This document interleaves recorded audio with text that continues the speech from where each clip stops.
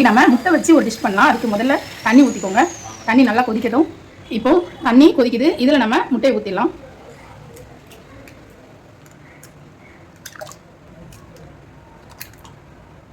இது நல்லா வேகட்டும். இப்போது நம்ம தண்ணி நல்லா கொதிச்சுது. கொதிக்கிற தண்ணியில் 3 முட்டை உடச்சி ஊற்றிருக்கோம். இது நல்லா வேகட்டும். வெந்த உடனே பார்க்கலாம். இப்போது இது நல்லா கொதிக்குது. நல்லா கொதிக்கட்டும். இந்த தண்ணியெல்லாம் வற்றட்டும். நல்லா முட்டை வெந்திருக்கு. இந்த தண்ணி வற்றட்டும். தண்ணி நல்லா வற்றிருக்கு. வற்றி முட்டை நல்லா வெந்திருக்கு. இன்னும் கொஞ்சம் இந்த தண்ணி வற்றட்டும். நம்ம இன்னொரு கடாயில் என்ன செய்யணும் அப்படிங்கிறத பார்க்கலாம். லவங்கம் சேர்த்துடலாம். ஒரு ஏலக்காய் சேர்த்துக்கலாம். பட்டை, பிரியாணி இலை சேர்த்துக்கலாம். கருவேப்பிலை சேர்த்துடலாம்.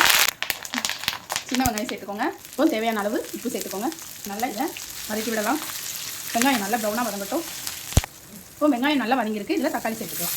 தேவையான அளவு நம்ம மிளகாத்தூள் சேர்த்துக்கலாம். நல்லா ஃப்ரை பண்ணிவிடுங்க.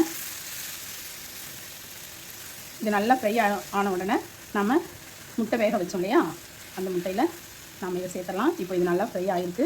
இப்போ வெங்காயமும் தக்காளி இந்த மசாலா நல்லா ஃப்ரை ஆகிருக்கு. இதை நம்ம இந்த முட்டை நல்லா வெந்திருக்கு. இப்போ நம்ம தண்ணியில் வேக போட்டோம் இல்லையா, அந்த முட்டை வெந்திருக்கு. அதில் இதை கலந்து இப்போ இதை நல்லா எல்லாத்தையும் சேர்த்து கலரி விட்டுருங்க.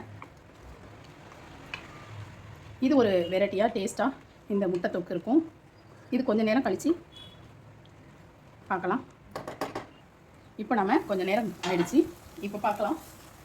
இப்போ நல்லா எல்லாமே சேர்ந்து கலவையோட நல்லா இந்த மெத்தடில் நீங்கள் செய்யும்போது ஒரு கோழி குழம்பு சாப்பிட்ட டேஸ்ட் உங்களுக்கு இதில் கிடைக்கும்.